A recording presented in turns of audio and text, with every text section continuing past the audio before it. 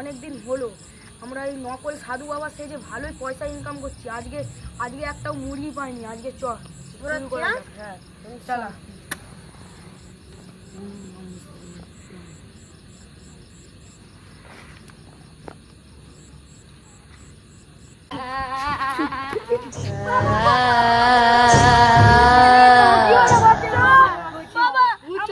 আমাদের ঘরে কত ভূতের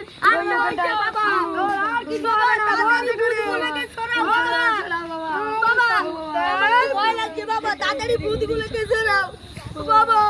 আমার 5 লক্ষ টাকা লাগবে। 5 লক্ষ টাকা তাড়াতাড়ি ছাড়ি দাও বাবা। তুমি ঘরে চলো। দেখো